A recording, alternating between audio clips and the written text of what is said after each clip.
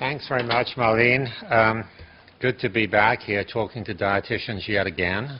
Many of you are seeming like familiar faces and old friends, which is great. It's interesting. Can you hear me at the back there? Okay. Developing workplace and education standards always involves the input of a lot of people. Everybody wants to have their say. Regulators, educators, practitioners. And one of the things you always say to people when you're developing these standards is, well, don't worry if we haven't incorporated all of our input, because naturally the standards are going to be developing over time, and they'll improve with use and so on. I did not realize that having done 2.5 years of development work on the integrated competences and publishing a document in March of this year, we would immediately be moving to a further consultation and reorganization and revision. So here I am again talking about that. But I guess on the positive side, it's an indication of PDEP's responsiveness, because in that first development project, which as I mentioned took 2.5 years, we really bent over backwards to do consultation. And we heard from people, and at one of our meetings, this 2-day symposium we had here in Toronto, many of you would have been there, we collected about 150 flip chart sheets worth of feedback. Thank you all very much. And one of the things we realized was, we can't just wrap this and say it's a done deal in March this year. We were pressured. We had to create a product at that point in time, partly because we had a significant federal funding project underway with deliverables. Deliverables are very important when it comes to federal funding. And a deliverable was, of course, creating a product by March 31st, which we did. But in order to stay responsive, the PDEP steering committee decided very quickly that needed to be version 1. And we would move immediately, because there was more feedback coming in all the time, on developing version 2. So we are now doing that. And what I'm going to do this morning is to talk about the next steps, how we move from version 1 of the integrated competency document that was published in March through to a new version, which will be version 2, which will be published in December of this year. I'm going to be talking about, we've already done a reorganization. I'll be introducing that to you, explaining it. I'll be talking about the next steps in consultation, taking us through to the end of the year.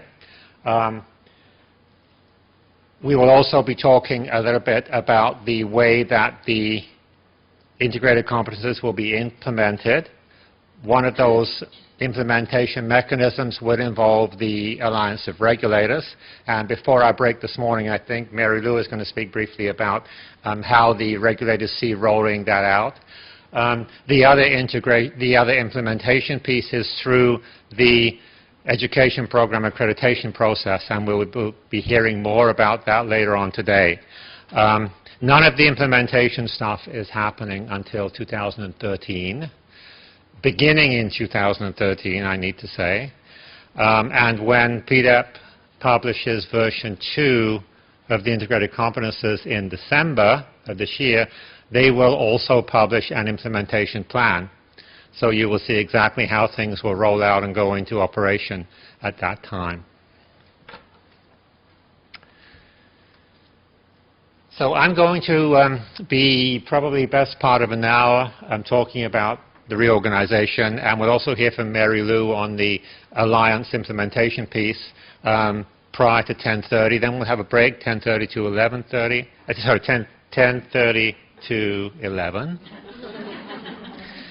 And then the last part of the morning would involve me talking to you about the main consultation vehicle that we're going to be using as we go forward, which is a survey of education programs. I'll introduce that survey to you. I'll try and get some feedback from you around whether that's going to work for the education programs.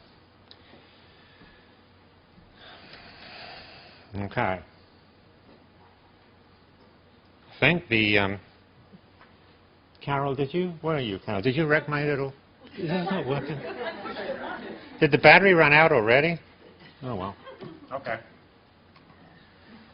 I'll just change slides manually then. No, we're good. We're good. Thanks. The Integrated Competencies document is not new to most of you, I would venture to say. The reason it was created was because up until a few years ago, there were 3 separate standards documents governing entry to practice for dietitians and educational requirements. Those were the essential competencies published by the Alliance of Regulators, the competencies for the entry-level dietitian, which were published by DC, and those outlined requirements for internship practicum programs. And there was the knowledge statements, also published by DC, applicable to academic education, and one of the foundation standards for accreditation. Those standards served the profession well for a number of years. I think it's fair to say that they needed updating. Some aspects of them had been around for a while. And more than anything else, I think there was a lack of integration of the standards. It wasn't clear how one related to another. So the intention was, in the Integrated Competencies Project, to create integrated standards, which means that the standards for education relate clearly to the standards for workplace. So, and the standards, as far as possible, are created using a common framework.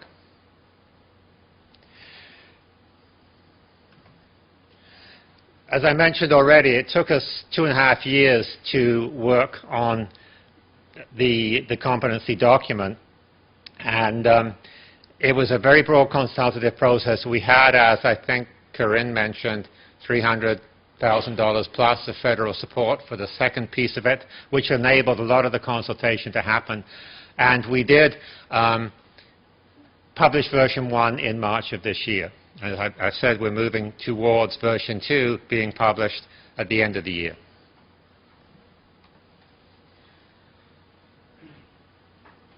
Just briefly, I'm assuming that most of you have seen the document that was published in March, version 1. There were, I guess, 4 main components of that document. One of those was called practice competencies. These were the workplace standards, the things that we expect an entry-level dietitian to be able to do when they enter practice. Job tasks and the level of proficiency, how good they're expected to be at performing those tasks. Also, front and center in version 1 were performance indicators. The dilemma with creating standards for the workplace, which are based on job tasks, which makes a lot of sense. If you're looking to try and make sure that people can carry out their work as dietitians safely, effectively, and ethically, you need to be able to define the tasks that they need to be able to do and how well they need to do them. That's pretty fundamental.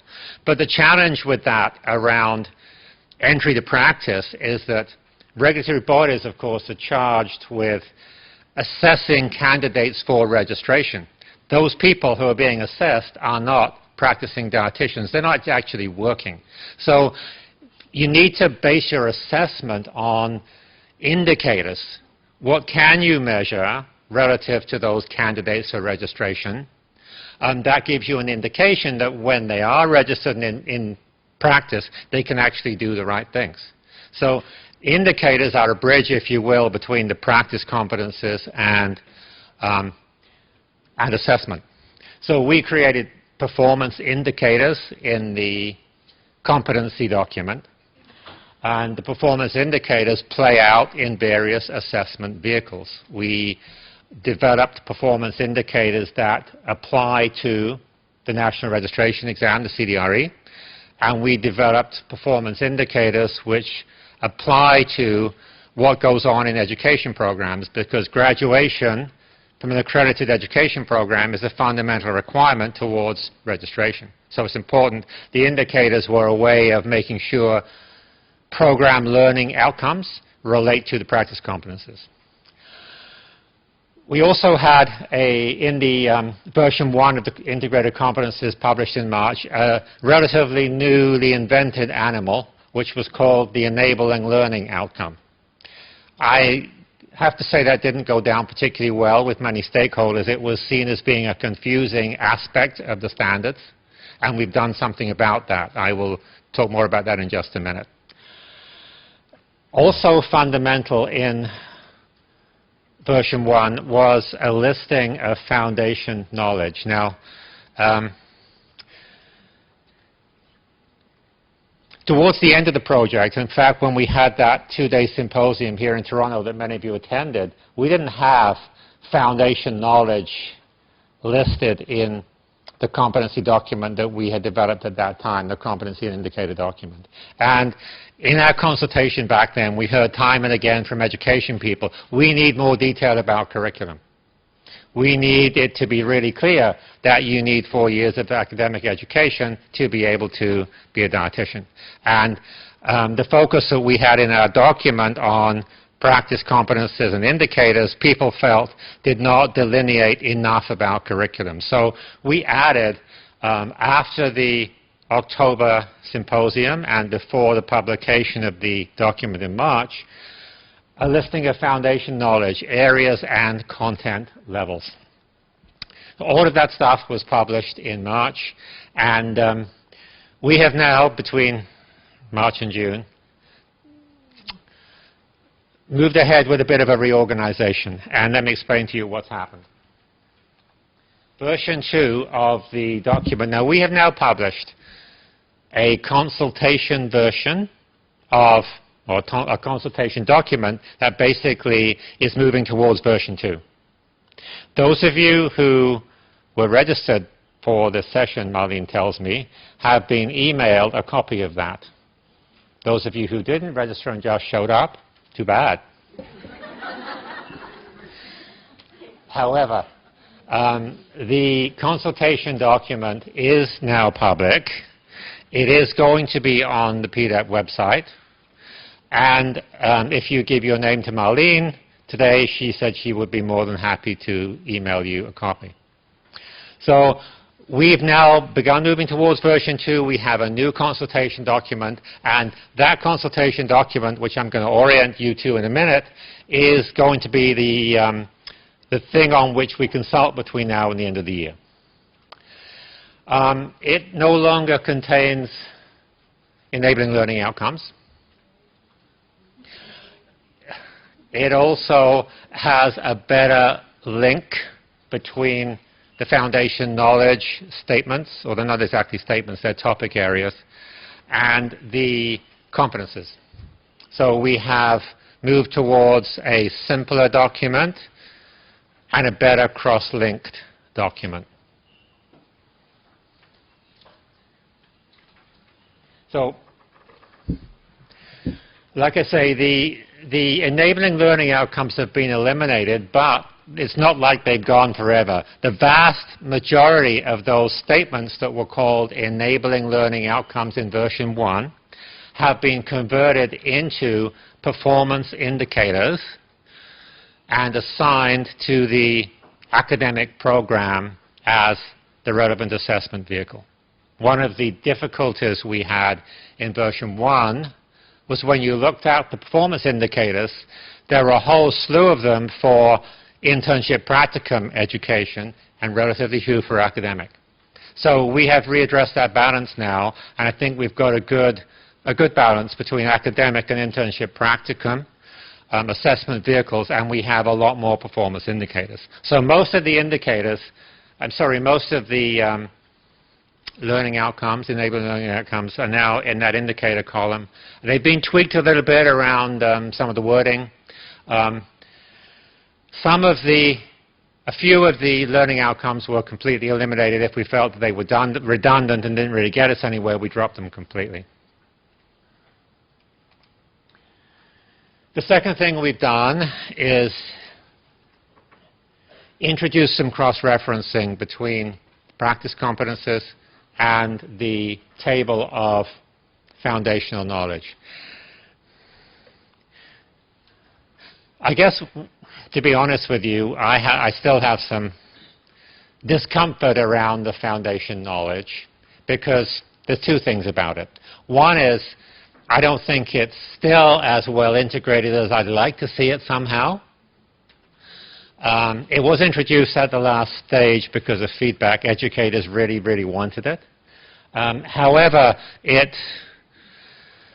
like I say, it's not as well integrated in that the foundation knowledge is still a list of topics with levels. I would be much more comfortable if it was learning outcomes, specific performance-oriented statements, but when it's as big as it is, it's really hard to do that.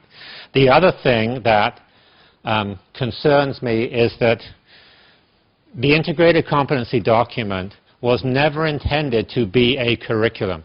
It's intended to be a framework delineating key outcomes from which educators can build curriculum.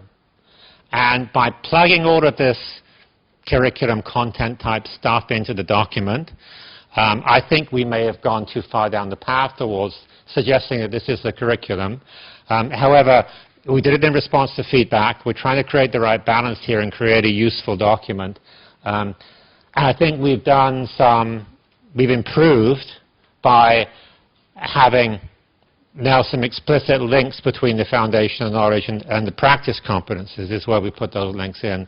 But it's not as cross-linked and integrated as I would like it to be, if I had my total freedom to work on it. We're absolutely open to more feedback on that. One of the challenges with this foundation knowledge is that we all know there's a massive body of knowledge that dietitians need to bring to the workplace. Some of it you can actually cross-link.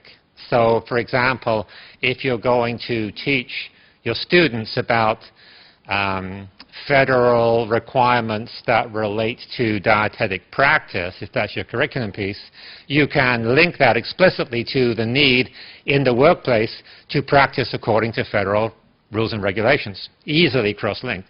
But there's other stuff in the foundation knowledge that's very, very broad, stuff around human development, stuff around psychology, psychological development, all sorts of important but general stuff that it's a nightmare to cross-link that. It sort of fits in everywhere. So we've done some cross-linking. We've outlined what we can, but it's not perfect. There's a whole chunk of foundation knowledge stuff that I think overlays all aspects of practice, and we have not been able to link it to that degree of detail.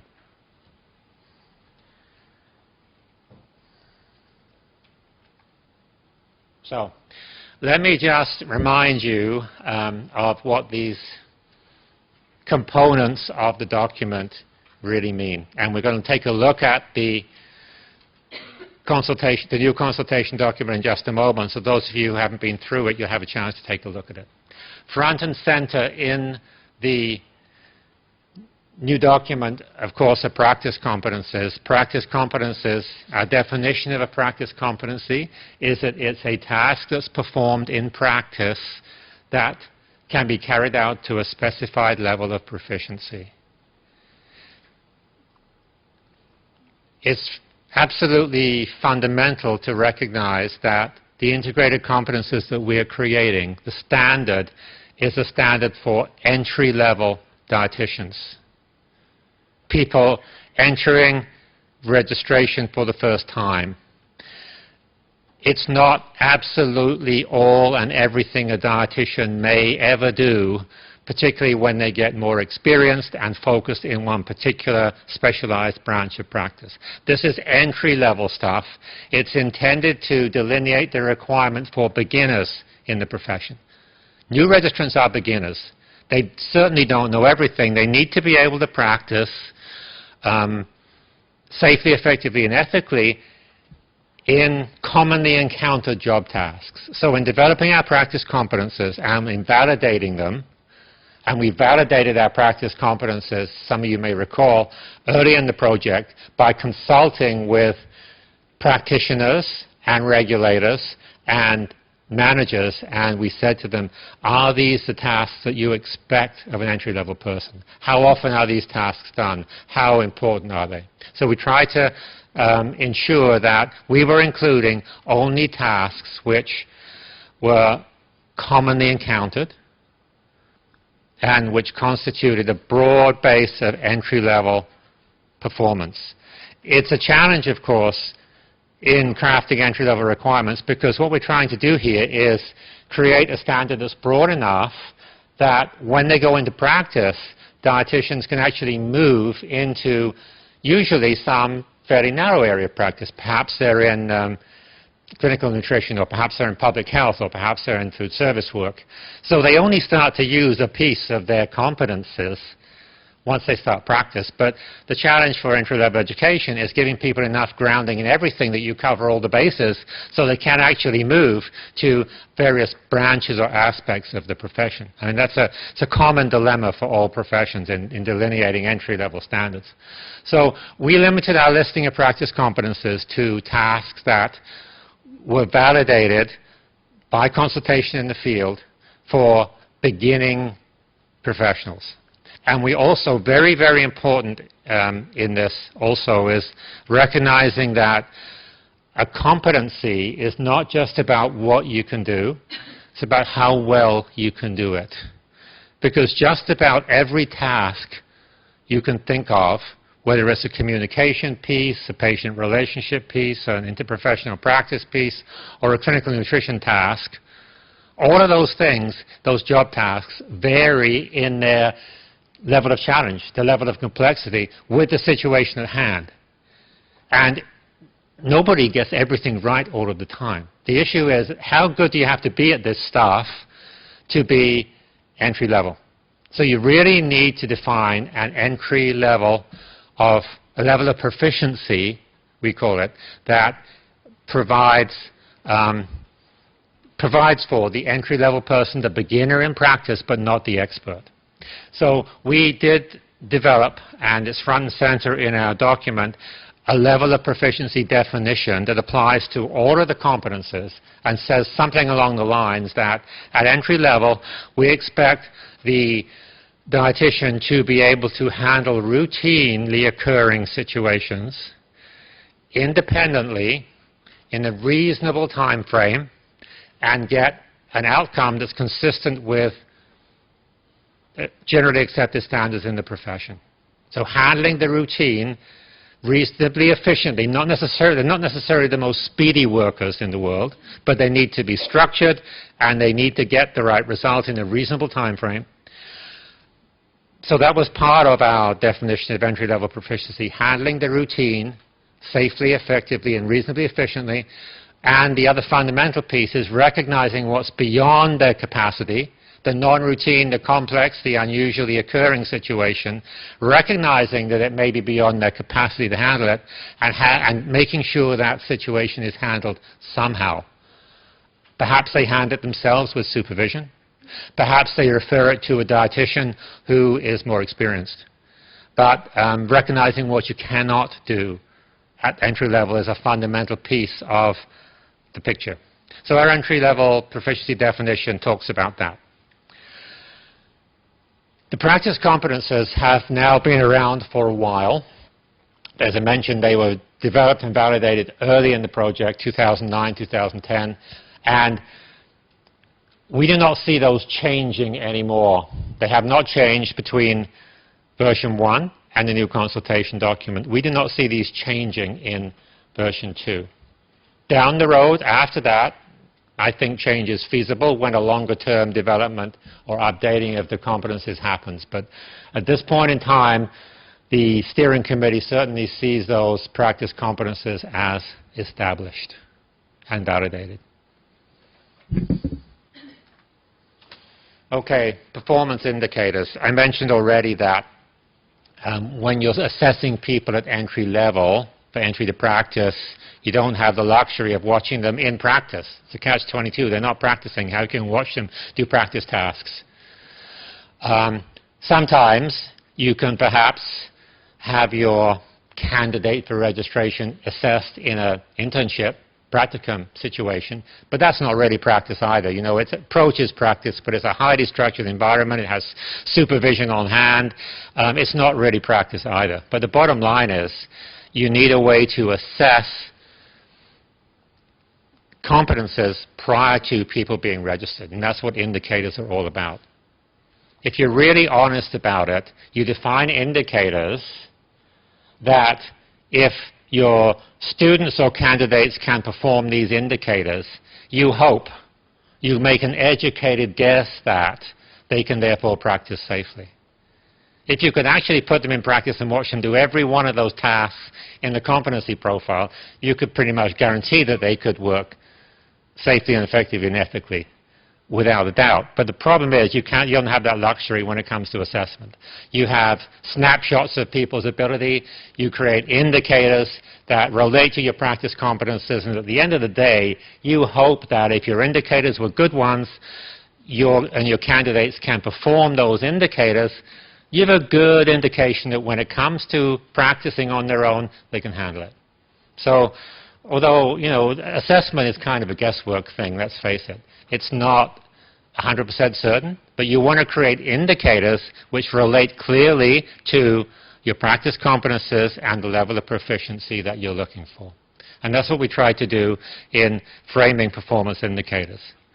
Performance indicators are all about, performance indicators are tasks that we expect someone to do, not the practice competences. They're not actually job tasks. You know, a performance indicator might be explaining or describing something. You don't do that in practice. It's not a job task. But if somebody can describe what enteral nutrition is all about, I struggle with that word. Enteral, am I pronouncing that correctly?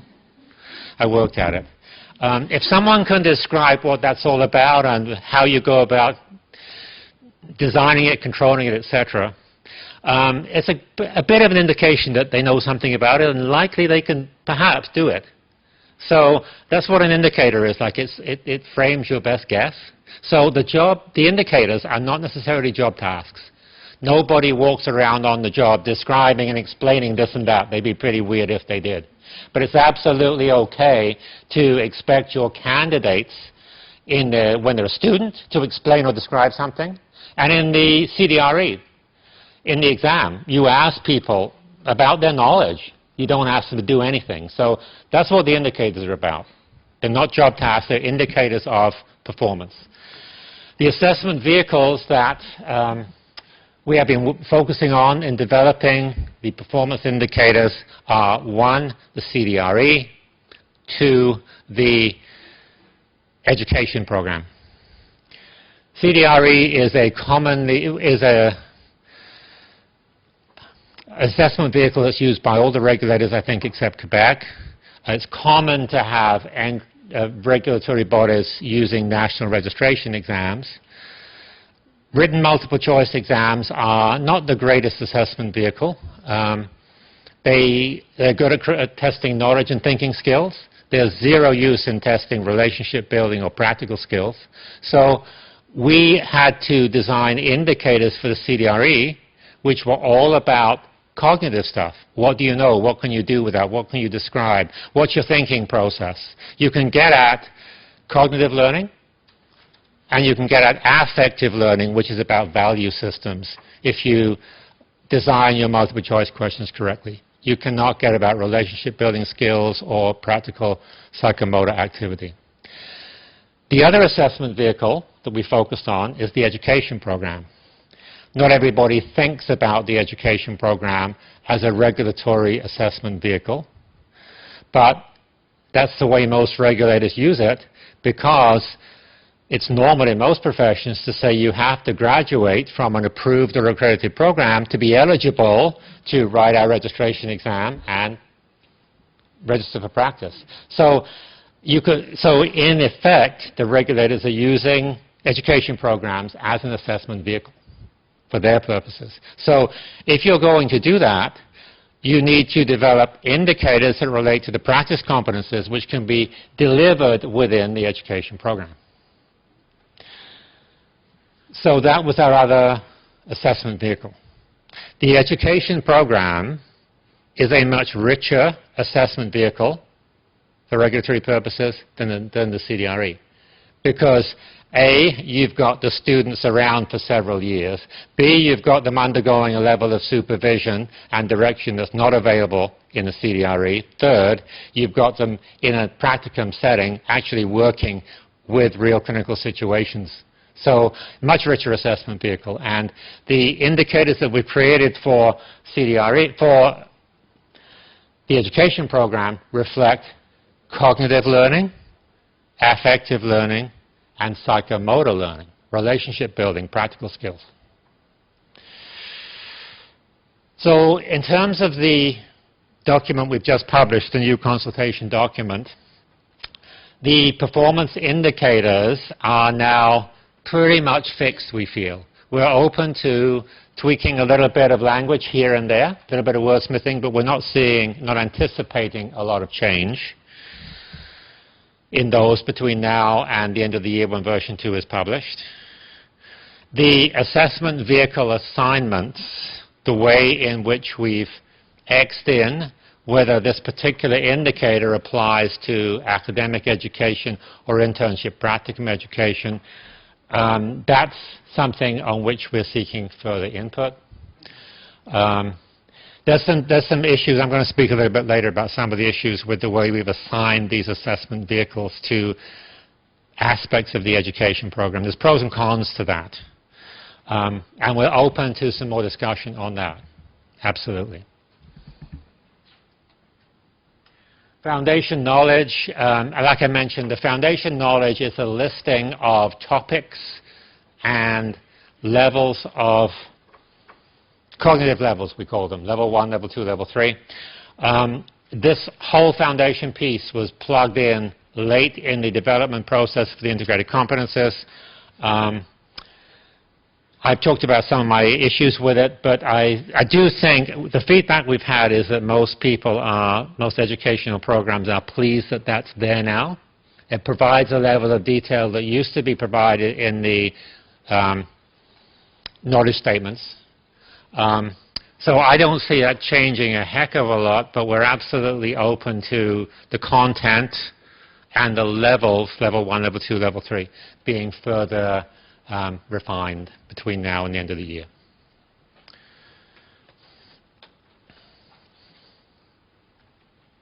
Okay, so I'm going to let you take a look at just a moment. I'm going to put on the screen the new document. I do just want to reinforce a couple of things about the intent of the integrated competences. This is not intended to be a curriculum. If you're looking for justification as to why you need a 1-semester, 3-hour course in social sciences, you're not going to find it here. But you will find learning outcomes, and you will find foundation knowledge components that relate to why social science is important.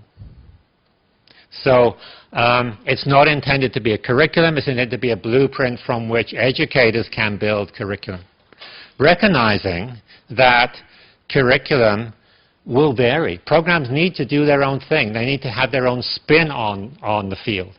And programs need to be able to go beyond the minimum entry-level requirements for accreditation. Programs are absolutely encouraged to do that, create their own niche. We've heard from numerous people that, how come you don't have a practice competency on research? Well, we don't have practice competency on research because when we did validation and we asked practitioners and employers how important doing research was and in the field, the answer was actually at entry level not very important. So at the end of the day, when we crunched our numbers on validation, being able to perform a research project disappeared from the practice competency. However, if a program wishes to hang its hat on research, absolutely go for it. There's nothing here stops you from doing that. We're just saying it's not a general entry-level requirement as far as the integrated competencies are concerned. So we're not trying to box programs in here. We're trying to blueprint basic entry-level curriculum. Vis-a-vis the CDRE, this is not, you will not find any test items multiple choice questions or any of that stuff in the integrated competencies. It's also a blueprint. The performance indicators in the competency grid that we've assigned to CDRE with a little X, those are intended to be a blueprint of areas for which test items might be developed. The group that manages the CDRE is now taking on the indicators and is likely to be fine-tuning exactly where those X's appear for the CDRE. But the bottom line, the point I want to make here with the CDRE is it's kind of a flip side from the program thing. As I described before, the integrated competency standard for programs is a minimum. You actually hope programs are going to do more than that. Great. It's not a minimum when it comes to the CDRE, because fundamental in running any exam is it has to be fair. There has to be due process. You cannot spring new questions, new question areas on your candidates without due warning. So the X's that appear relative to the performance indicators for the CDRE when version 2 is published at the end of the year, that will be the maximum scope of what the CDRE is going to test. It's a maximum, not a minimum. And the CDRE itself will vary from year to year because there's a limited amount of time, a limited number of items that can be included. But basically through the assignment of indicators in the competency grid, you're letting your candidates know this is what may be tested on the CDRE, so be aware of it. It's like a maximum. Okay, let's take a look at this document then. Some of you will have seen it, and if you haven't, I'm going to basically put it on the screen and give you a very quick orientation.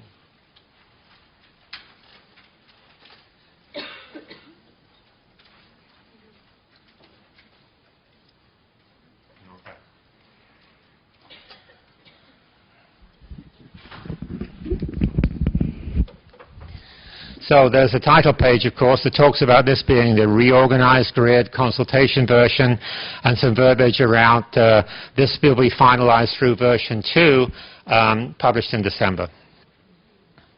If you look at the grid, you will see no more learning outcomes column that used to be over on the right here. You will see way more performance indicators and a good, healthy balance, I think, between academic and internship practicum assessment vehicles. You will also see the column on the right. This is the cross-referencing to the main references within the foundation knowledge areas. So it's a simpler document. If you flip down, I think you can get a sense of there being now a much better balance between those two columns, and there's a lot more performance indicators because most of the enabling learning outcomes are now PIs.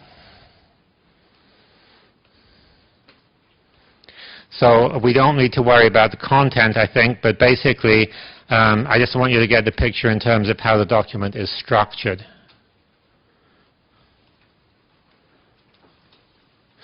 The foundation knowledge listing has not changed.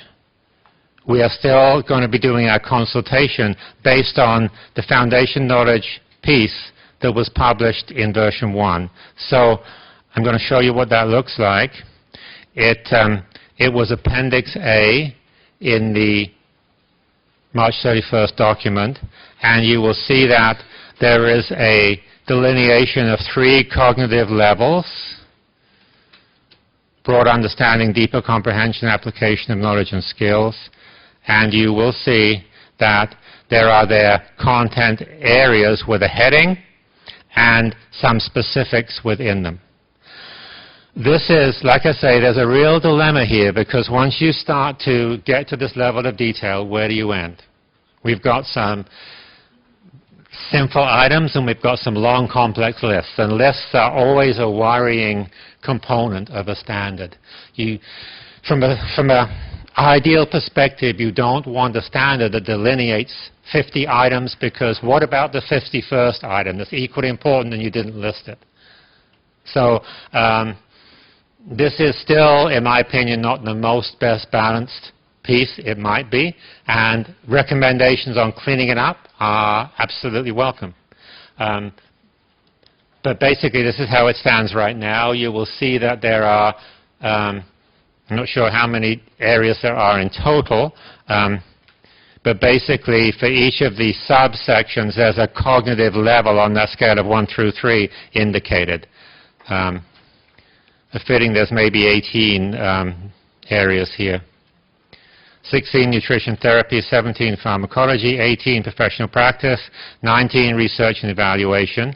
Not about that you have to know nothing about research, but doing research is not seen as a practice competency. That was my point earlier. 20 sociology and social policy.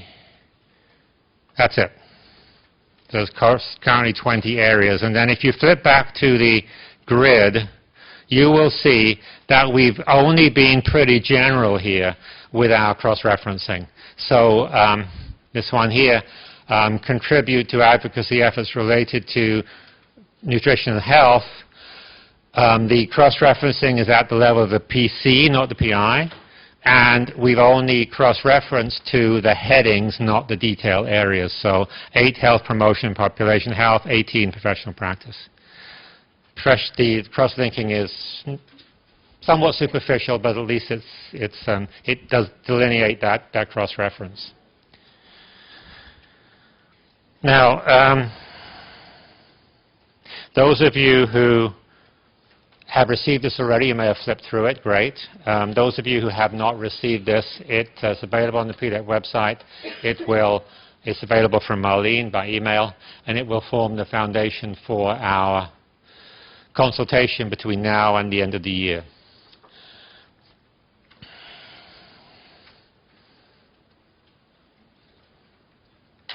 Okay, I want to talk about the consultation piece going forward now, and then I want to just get in briefly to a couple of issues and questions that have been raised already.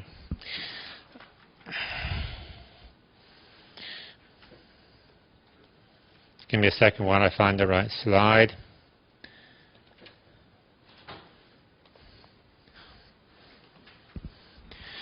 Okay, the focus of our consultation over the next few months is the performance indicators, the academic and internship practicum, assessment vehicle assignments for those indicators, and both the content and the cognitive levels of foundational knowledge. The primary consultation tool is going to be an online survey.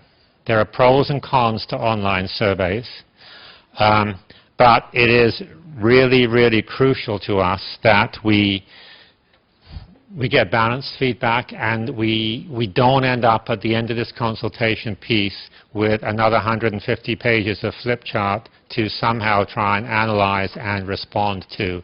So we're going to make this survey the survey will focus on the education programs, by the way, because we're wanting feedback primarily on the PIs and the assignments within education programs and the foundational knowledge which applies in the programs. So the consultation will focus on the programs, and we're going to push programs to rate things rather than just have open comments, what do you think about?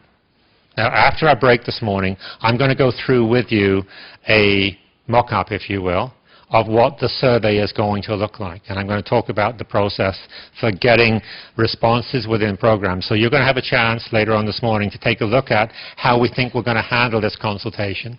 And we're definitely looking for feedback from you around whether it's going to be effective. At this point in time, there are not any other consultation pieces that are identified. I think it's fair to say that if PDEP receives enough feedback that we need to look at to do consultation in some other way, a focus group or two might be in the works, but nothing's planned at this point in time. So when you've had a look at the survey approach that I'll explain to you after the break, perhaps then, if any of you feel, you're really missing feedback on this or that aspect of the document, and here's a way to get it, we'd like to hear that. So we're not absolutely locked in on the feedback consultation piece, but certainly, for sure, the survey programs will be a big piece of that. Okay. I want to talk, in wrapping this morning up, this first presentation up, about some of the questions that have been raised already, and just give you a bit of my thinking on these anyway. Maybe it'll help you frame some further questions or suggestions. You know how at the moment, we have assigned the performance indicators to various aspects of the program. Question is, what if some programs are unable to deliver certain performance indicators? Well, first up, I want to say that the only purpose of a standard like this is if it is a genuine standard, i.e. a requirement and not a guideline. So having options or choices in a standard doesn't work.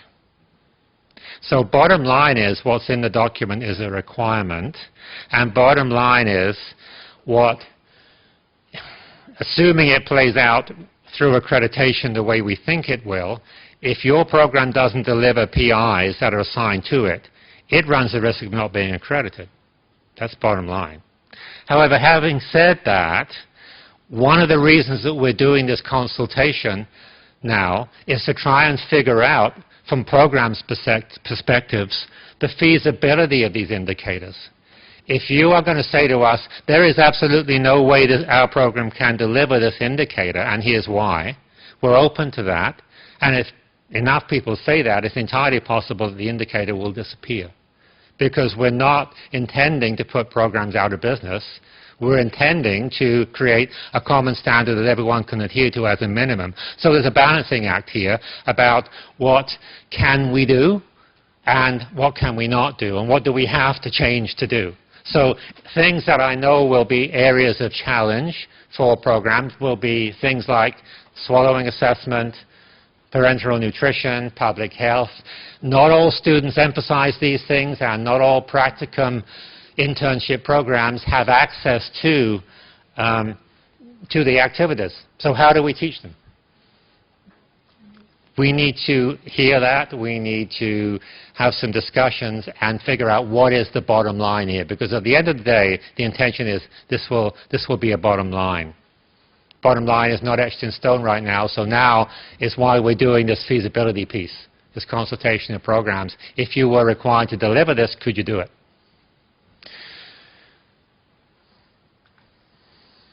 What about adding some PCs? I've dealt with the research thing already. We're not going to be adding practice competences come version 2. Post version 2, perhaps. But let me just say again, if your program wants to teach dietitian task X, which is not in the competency grid, more power to you, you go do it. That's great. We encourage you to do it.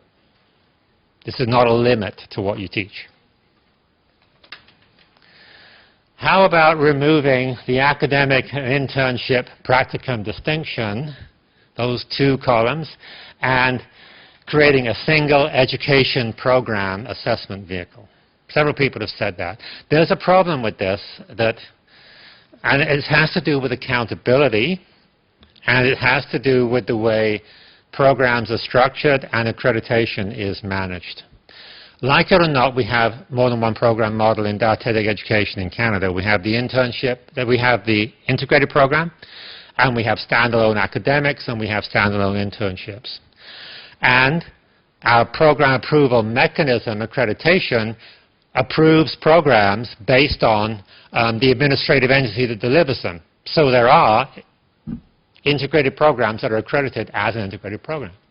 There are internship standalone programs that are accredited as such. So initial standard relates to the people or the organizations that have accountability for delivering stuff. Things are going to fall through the gaps. If we said a particular indicator has to be handled in education, but we're not saying whether it's handled in practicum or academic, then how do we know it's actually handled? It's really easy for academic program to say, oh, internship handles that. An internship to say, oh, well, you know, academic handles that. So we have an accountability issue here. And what we've done is we've framed our indicator grid based on that model of different delivery models for the program, integrated versus standalone pieces. And that's kind of a limitation. And I know there's a problem with that. And as far as an integrated program is concerned, it doesn't really, they don't distinguish necessarily between academic and internship practicum. As long as it's handled within the integrated program, fine.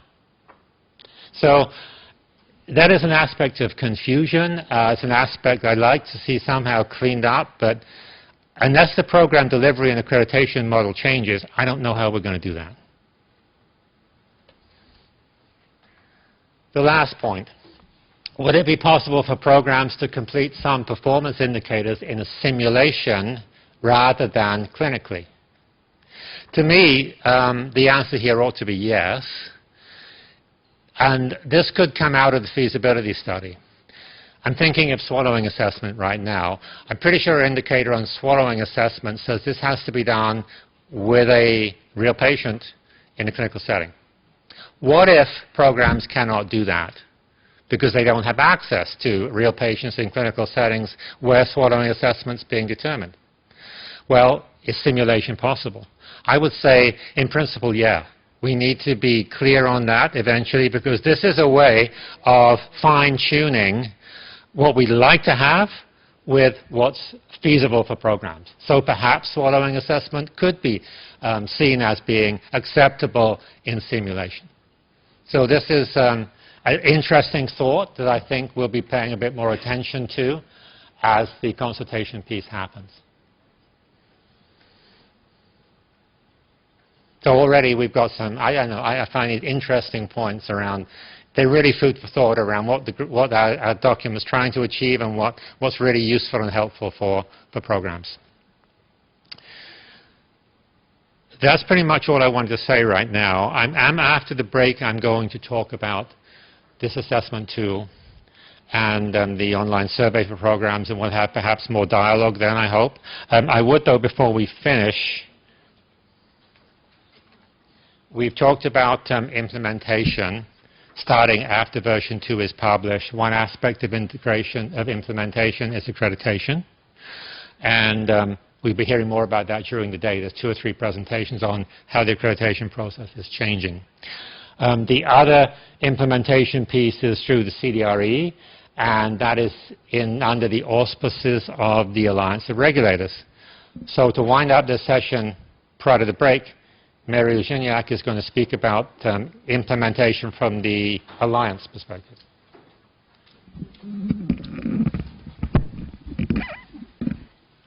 Okay. That works for you? Yes, I think it's low enough. Thank you. Good morning. I don't want to spend too much time standing here between you and the bio break.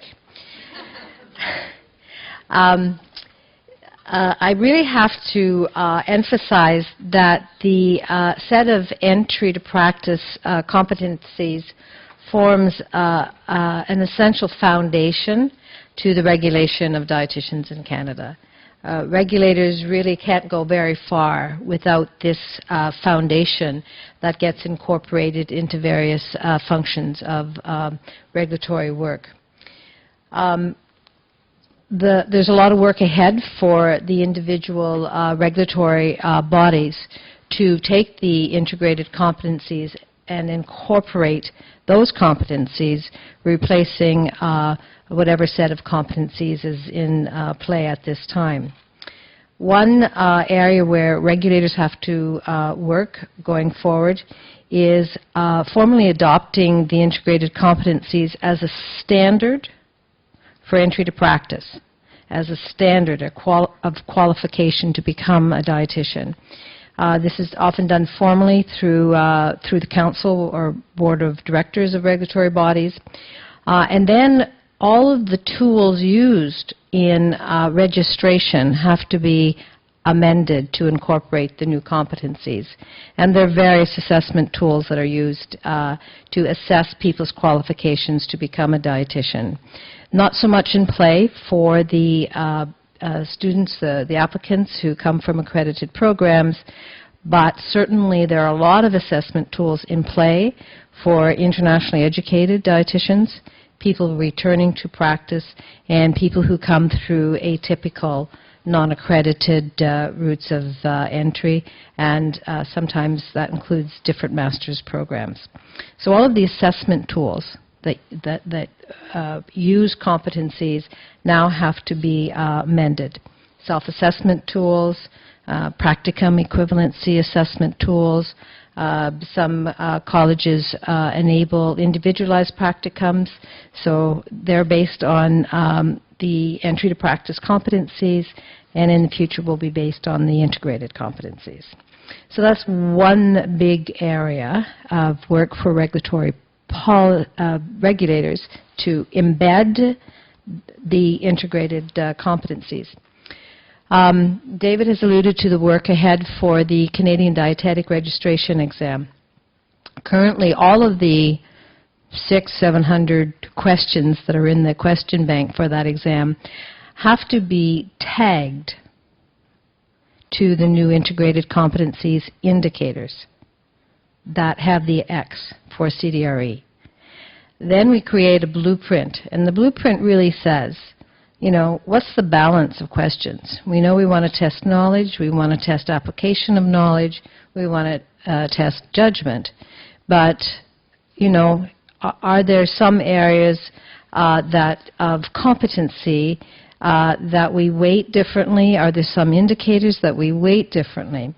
Typically what is used is importance data and frequency data to determine a weighting for, you know, how many questions get pulled for this category and how many get pulled for another category. The validation survey that was done, is that only last year? Will provide a lot of the data to determine importance and frequency to enable us to weight for frequency. This blueprint has to formally be endorsed by the regulatory bodies and then used to actually create new versions of the exam. If the integrated competencies are in play, 2013, the first time the CDRE will test to a new blueprint is effectively November 2014. Okay, we have to know what competencies will be in play in order to base the exam on knowing that reliably all interns have been assessed to the competencies, or to the indicators. Then there's another area that perhaps is not as visible to you, but the competencies form an important aspect of the continuing competency programs used by the various regulators. In Ontario, we call it the Quality Assurance Program. There are different terms used in different provinces. Some of you use self-assessment tools to help guide you in creating professional development plans or learning goals. Where those tools use former sets of competencies, they now have to be redone to incorporate and embed the integrated competencies. One example of something in addition that Ontario has to do is we have a peer and practice assessment for dietitians fortunate enough to be pulled at random. We have to change those tools to make sure that we're basing the assessments on the integrated competencies and not a former version of competencies. We too have to be current in our practice. And another area is competency is assessed in various college proceedings. For instance, if there is a complaint against a dietitian that he or she is not competent or was incompetent in a particular activity, we have to base the proceeding, we have to base the investigation or assessment and determination of competent versus not competent on something. So the integrated competencies really express a bottom line, a minimum competence. So we have to formally adopt those as the minimum competency standards on which to base some of our judgments about competence in proceedings.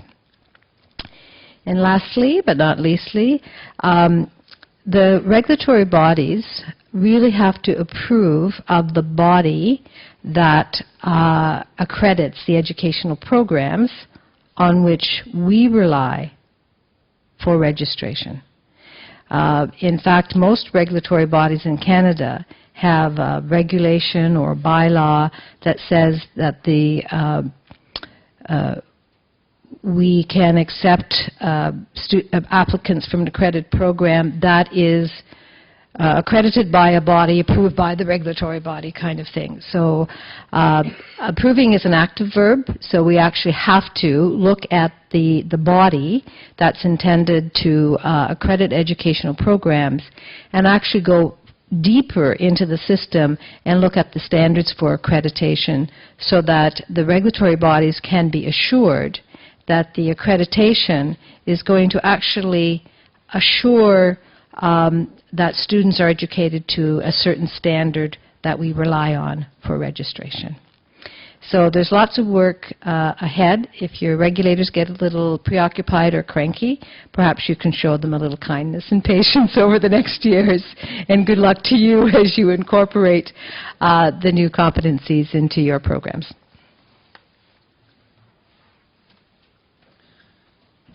Thank you, Mary Lou. I think, Marlene, we're at break time now. Is that right?